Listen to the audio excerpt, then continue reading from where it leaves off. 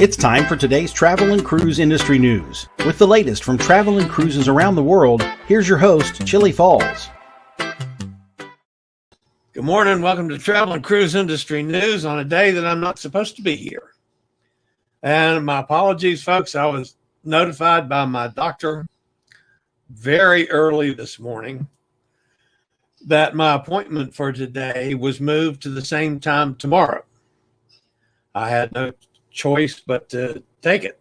So I started scurrying around trying to put a live show together for today, even though I'd already posted one story for today and did one YouTube short for today, and then scurried to put a show together. As it's turned out, with all that's been going on, I've got a fairly lengthy show today. Have no idea if any of our folks are going to get word that it's live and come wondering what the hell is going on. But anyway, doctor changed the appointment to tomorrow. So before we get to the main stories, there's actually some breaking news for our folks over there on the other side of the pond.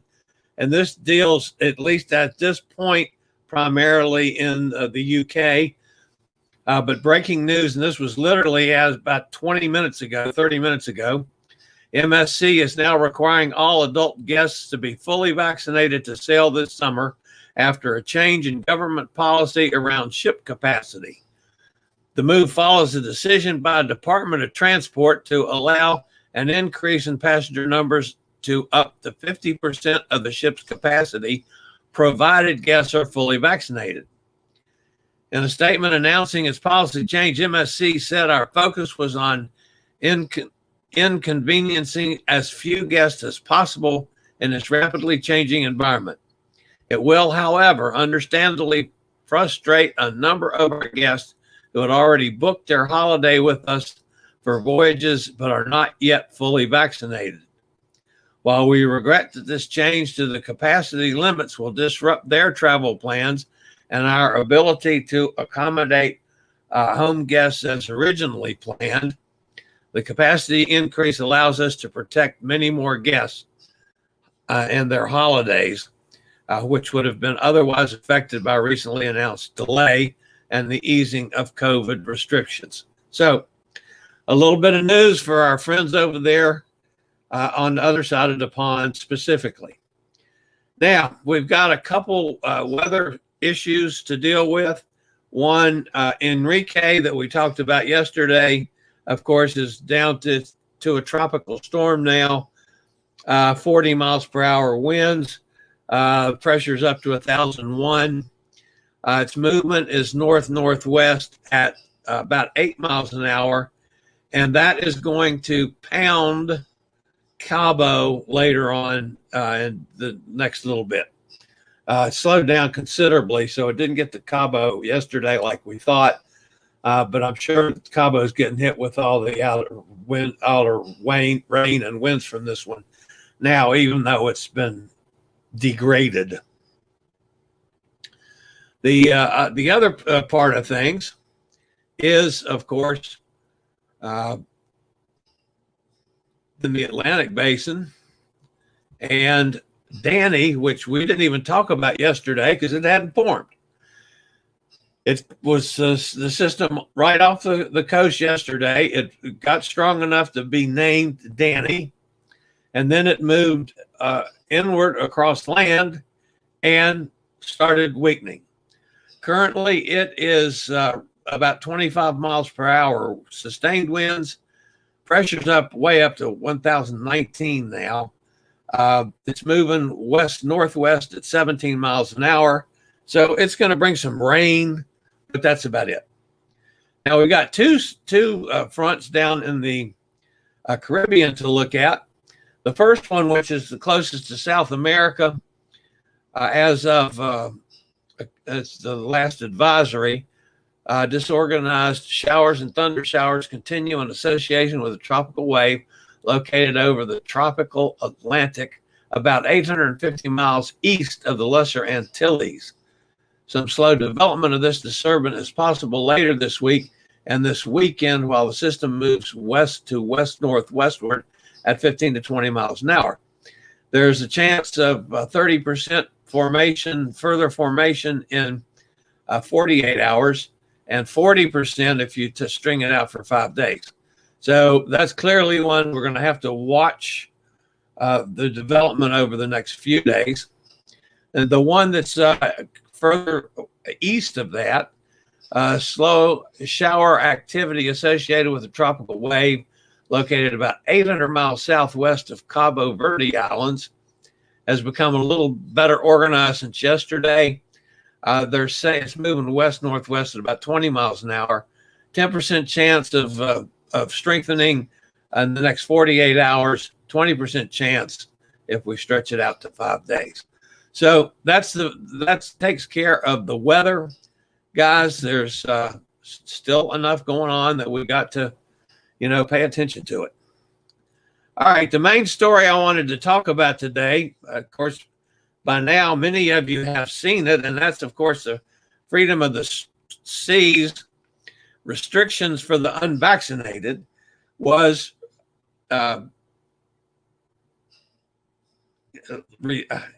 introduced into the world yesterday by Royal Caribbean in a presser. Cruises restarting out of Florida will carry a mixture of vaccinated and non-vaccinated passengers, but Royal Caribbean has already made that clear that those who, excuse me,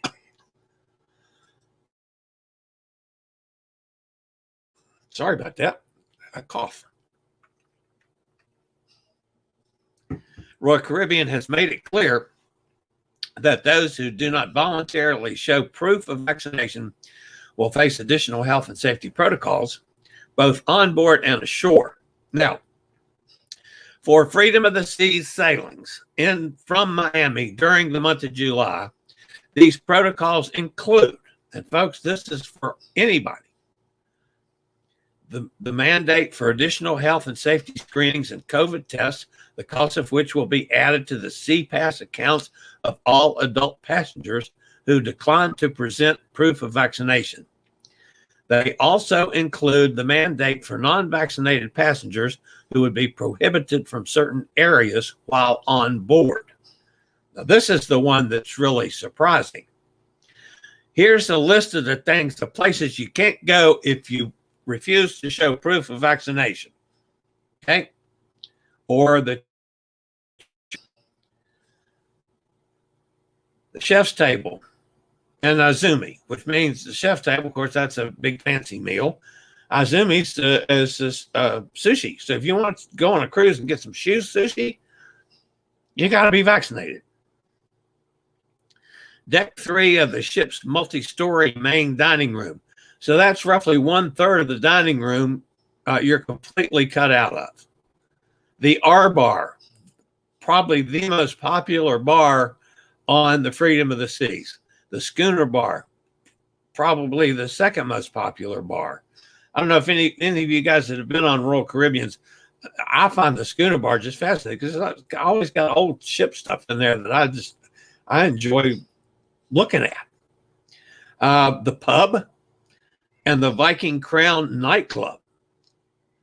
Now, you also will be barred from the Solarium Pool, the Solarium Bar, select shows, most of which involve close personal contact with other guests, which is like the 70s Party and Studio B, the Quest Game Show, and the Red Party.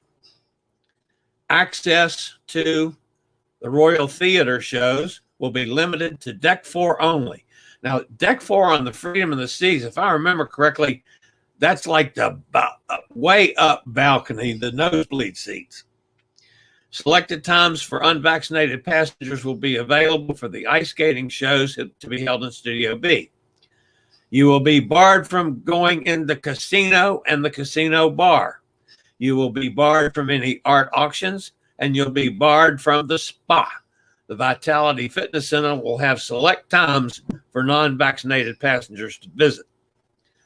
While unvaccinated passengers will be able to visit Royal Caribbean's private island, A Perfect Day at Coco Key, unfettered, the same will not hold true for Freedom of the Seas calls in Nassau. in the Bahamas. Vaccinated passengers will be able to explore independently in Nassau, but unvaccinated passengers will be required to maintain the bubble on board Freedom of the Seas by taking part in one of the ship-sponsored shore excursions offered by Royal Caribbean. Of course, there's always another cost to that one. For those who think they can circumvent the rules and pass themselves off as vaccinated, forget it. Passengers will need to produce their SeaPass cards for entry into all public room venues. Vaccinated passengers will receive a wristband, while unvaccinated passengers or those who decline to show proof of vaccination will have a hole punched in their SeaPass card. Now, I wonder what Governor DeSantis is going to say about this. So this morning, folks, about 9 o'clock, I said, well, let's find out. So I called the Governor DeSantis' office down there in Florida. I did, folks. And of course, they told me to help, but the governor didn't want to talk to me. But, I tried. Needless to say, didn't get very far with what the governor has to say about this. But these protocols are only in place aboard Freedom of the Seas. Sailings taking place elsewhere, like Adventure to the Seas out of Nassau, or Alaska voyages on Serenade of the Seas from Seattle, carry full vaccination mandates for eligible passengers. You folks that are unvaccinated should be getting the hint that maybe cruises are not where you want to be, because there appears to be a lot of people, including the cruise lines, that don't want you there. They don't want you on board. So maybe you need to, go camping in your backyard instead of trying to go on a cruise. I'm the first one to tell you, folks, if I could travel right now, everybody knows I can't because of this business until if I can get my oxygen levels lower, that both airplanes and cruise ships will accept me. So I can't go on a cruise right now. But if I could, I wouldn't want to go on a cruise unless I could go on one with that I knew everybody was vaccinated, or at least 95% was vaccinated. And I'm fully vaccinated, so I'm probably as safe as I can be. But I don't want to take any chances on that. I don't want to be around people that aren't vaccinated, period. And that's me. All right, American Cruise Lines. American Cruise Lines has started the 2021 Alaska sailing season. Some of you may have seen the YouTube short that I posted on this yesterday. American Constellation became the first ship to dock in Haines, Alaska in 622 days. That's since September 29, 2019. The season includes 8-day and 11-day cruises on the Inside Passage that explore Southeast Alaska in depth. Cruises will operate exclusively in U.S. waters aboard the American Constellation, one of the newest ships in Alaska. The June to September season will consist of 8-day Southeast Alaska cruises round trip from Juneau and a brand new 11-day Alaska Explorer cruise, which venture further into the Inside Passage, Clarence Strait, Tracy Arm, and Glacier Bay. The longer Alaska Explorer cruises are offered round trip from Juneau as well as from Ketchikan to Juneau. American operates small U.S.-built crewed and flagged ships, which accommodate 100 to 190 people. So, congratulations to America. Their president is Charles Robertson. He's president and CEO. I have a request in for an interview with the CEO of American Cruise Line. I have not heard back from them, but I have asked if they come in. So that's going on now. They've started sailing in Alaska, American Cruise Lines. And so they do a lot of interesting stuff with the cultural experiences on their excursions. The excursions are offered at every port in Alaska, which includes private fishing charters,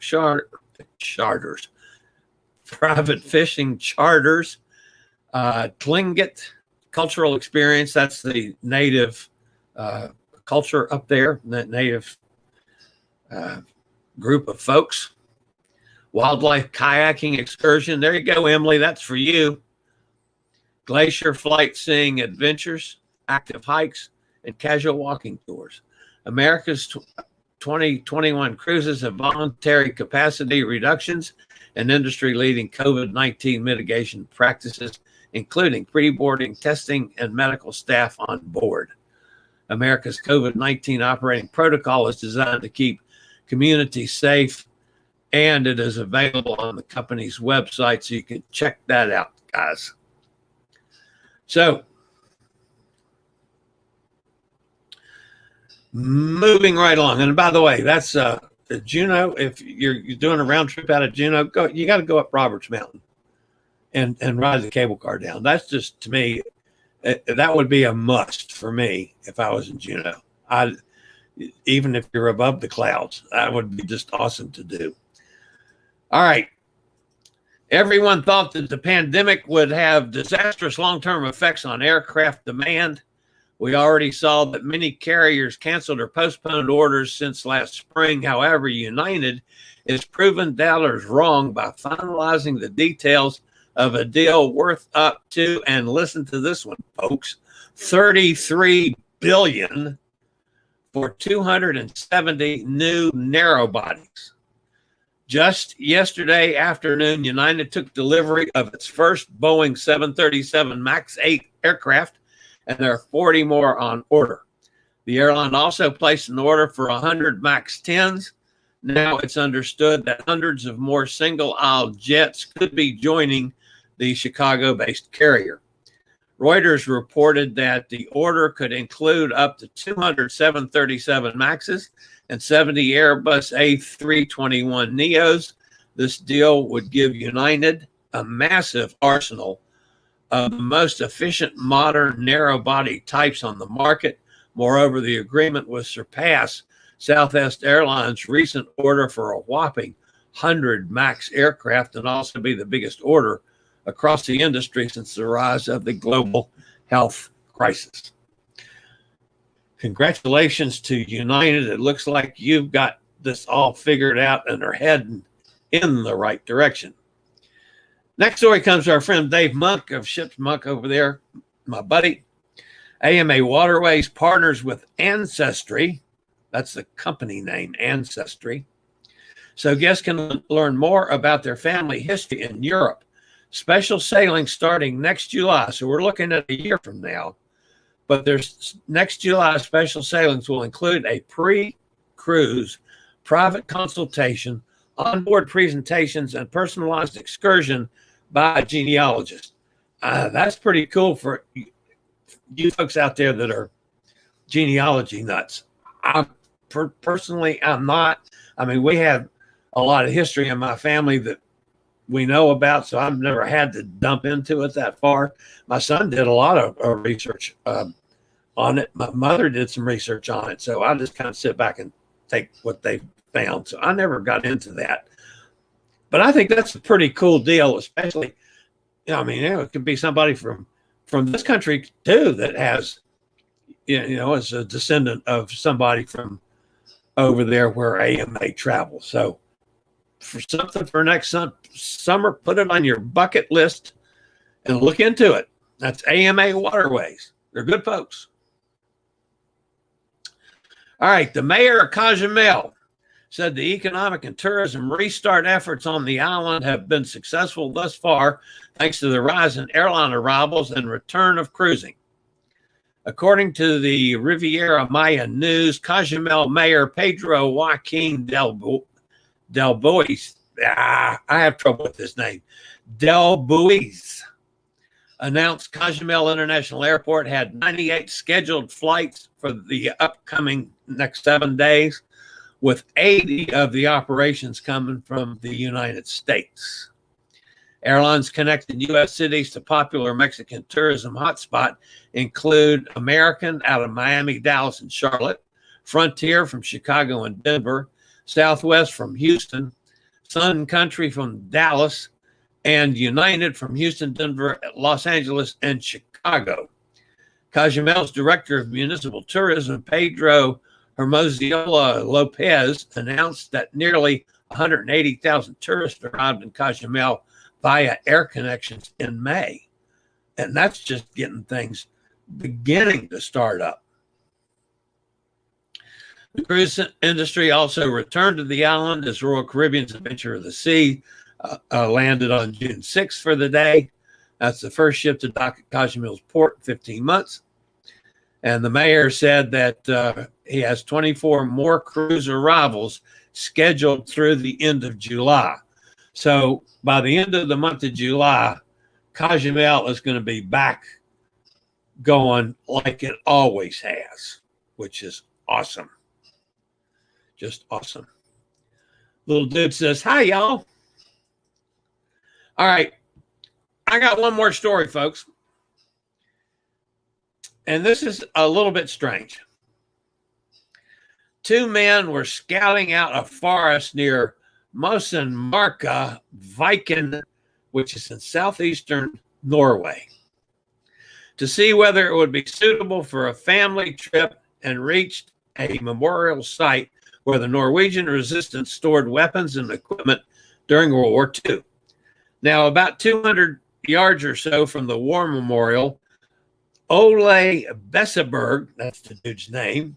You know, I'm not very good with Norwegian pronunciation, so if it's not right, don't shoot me. Ole, I can get his first name, and his friend spotted something that looked unusual behind a rock. The friend, curious, began to look around to see if any exciting artifacts had been left behind from the war when they stumbled upon a tiny cave. The cave was cramped and relatively unexcited, but we had no idea what was waiting for us, Bisseberg told the newspaper. In it, they found money. And Bissenberg said, to say the least, we were quite surprised. The banknotes, a mixture of 500 and 1,000 kroner notes dating back forever, and the bag storing the money was quite weathered and seemed like it had been there for quite some time.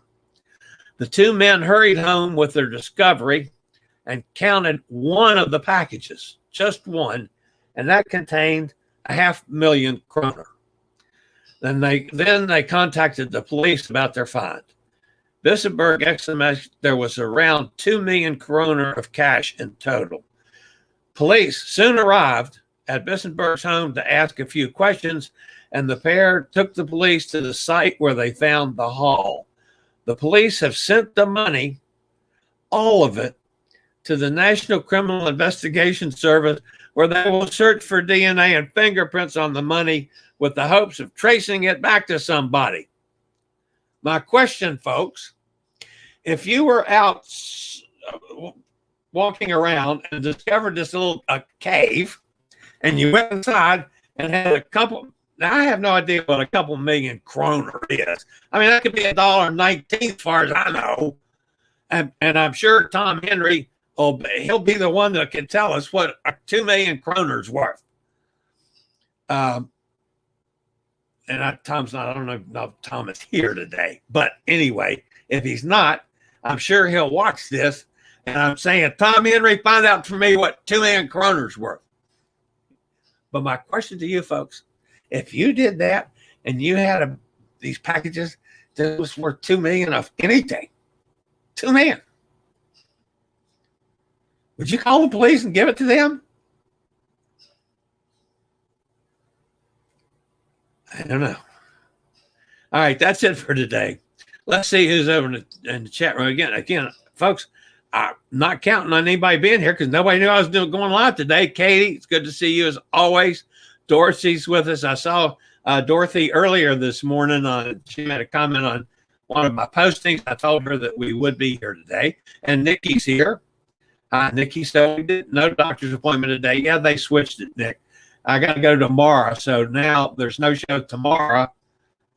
And I'm on today. So I'm sorry it screwed up, but they called me. Well, I don't know. What is it? 7 o'clock this morning. I had no idea anybody was in the doctor's office that early, but they called me and said, "Hey, you're done for today. Forget it. We gotta see you tomorrow instead, same time." Well, crap. So anyway, if any of you are in contact with any of our other regulars, please tell them about what's happened in case they don't see this, because they'll come looking for me live tomorrow. Now, if I have some news stories through the day today and tomorrow that I will post as videos, I will tag it or do something with it to say that tomorrow's show is not live. But anyway, that's where it stands. All right, guys, that's going to wrap me up for today. Hot day here in Central Virginia. It's going up to 93 today, 96 tomorrow. Guess where I'm going here in about, it'll take me about 10 minutes to finish up here at my desk. And then I'm going to the pool. And that's where I'm going to spend the afternoon, a good bit of it, in the pool. So, but that's me. All right, guys. That's it for today. You guys have a terrific day. I'll see everybody now on Thursday. I won't see you tomorrow. So sorry about that. Later, y'all. I regularly post videos on all facets of the travel and cruise industry. So if you like to keep up with the latest in cruise ships, ports of call, cruises themselves, Chillie chats, and travel and cruise industry news, just hit the little subscribe button in the lower right-hand corner, hit the bell notification so you'll be notified when a new video is up or we go live.